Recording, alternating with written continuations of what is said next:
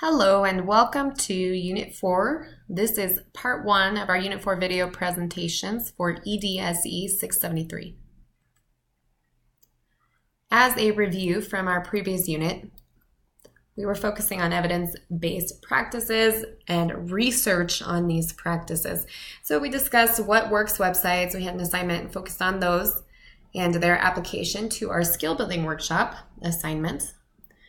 We talked about the process of meta-analysis and the value of action research and meta-analysis studies when investigating evidence-based practices. Then we also had a section where we discussed advanced research methods. Feel free to review any of those videos if you need review or if you want to look back on those for the content. You'll recognize this visual as well. We talked about how evidence-based practices for education, teaching and learning, behavior support, modification come from two different areas. First, we have the area of empirical evidence, which we have discussed thoroughly, and many of these components of the previous presentations were focused on empirical evidence and the academic research studies. You'll see here that we also have the component of professional wisdom, and we touched upon this in the previous unit. But professional wisdom is more of a focus for this unit because we really are evaluating the individual experiences that we've had in practice and the consensus of a team on what a best practice or an appropriate intervention might be. So it's important that we keep in mind that professional wisdom and empirical evidence are both key ingredients when creating and implementing evidence-based instruction. A bit more review from our previous unit. We discussed the idea that if we are not sure of the port to which we are sailing, no wind is desirable. And you may recall that quote, thinking about direction and the value of outcomes, not only short-term and intermediate outcomes, but also long-term outcomes. What do we want and where do we want to go? We discussed the fact that this is very important for planning and really plays into the entire idea of a logic model or action research or program evaluation. Very important to keep that in mind, particularly while we are developing that skill building workshop presentation and thinking about which intervention to research. So once again, we discussed options for seeking evidence and ways that we can look into practice and identify interventions that might be appropriate. And then finally, we touched on the concept of deliberation in our final video, and we know that deliberation is all about constructing arguments in a solid way. We don't just want to pick an intervention because it's in the literature, and the literature states that it's effective, but rather we really do want to go through that deliberation process of asking the right questions, having that argument, coming together as a team and being able to say, this is why we do what we do. What do I need to do to achieve our goal? And then based on that long-term goal, along with those intermediate outcomes and the short-term outcomes, we're able to select an intervention for implementation. And then in addition, we want to take into account the context, and we focused on that in the previous unit as well. What kinds of resources do we have in place? Where are we coming from with practice? What kind of support from leadership might we have, etc. And the important thing to keep in mind is that in many circumstances, not always, but oftentimes interventions that we select in our program, our school, or our setting can be costly.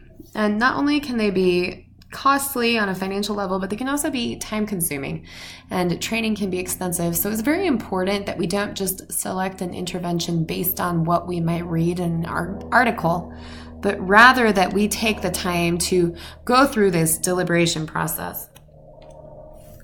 And here again, we see that evidence is not enough. We say evidence here in quotation marks, evidence quote unquote. This is referencing the idea of a study that we might read or something that we might find on a website, something that looks good in theory, but that we still need the argument. Why this intervention? Why here? And why now? So really focusing on that feasibility component as we discussed on the previous slide.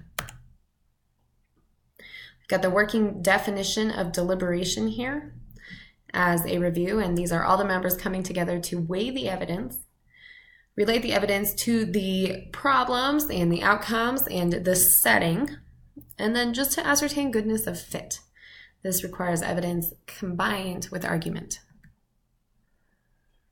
So the focus for this presentation, as we're working through this continued concept of the deliberation process, is to really break it down into considerations when we're adopting evidence-based practices, the value of experience, and that's that consensus and that professional background, and then ultimately the expansions and further detail on program evaluation. So keep in mind, it's very important that we're working on that skill building workshop assignment. Be sure to check the due date on the course schedule. This assignment will be posted to a discussion board in Canvas. So in Canvas, if you go to the left-hand side and you look at discussions, you will see that there's a board for the skill building workshop presentations. And you want to make sure that you post this by the deadline. The deadline can be found on the course schedule. Timely posting for these presentations is important because there is a peer review component. So in order to benefit from the reviews given to you by others, be sure to get this in on time. That will be very helpful. Additionally, we have something in this unit called a workshop-related readings assignment. So you will find 1 to 2 instruction or intervention research articles, so typical research studies, and then 1 to 2 research summaries. This could be a literature review or a meta-analysis, as we discussed last week.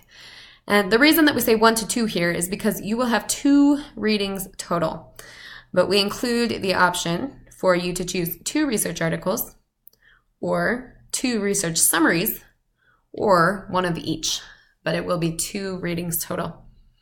And then you'll see here below the description of the assignment. It will be a 4 to 5 paragraph paper due here at the end of the unit.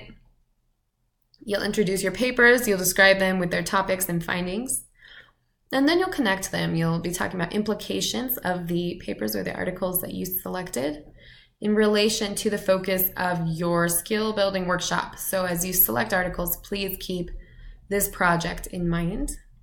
And this will be in APA format. Also keep in mind that the grading criteria for the skill building workshop will be under course projects, major course projects, that link there in Canvas and modules. And this is actually incorrect. I apologize. I'll have to adjust this red here. The finished workshop is not due on the last day of this unit. So please do check the course schedule. You have a couple more days after that. I apologize for that error. I just noticed it. So please do not pay attention to this slide, but instead review the course schedule for the submission deadline for the date that you will post your project for the skill building workshop. It'll be either on that date or before that date. We'll be moving forward with more content in the next presentation.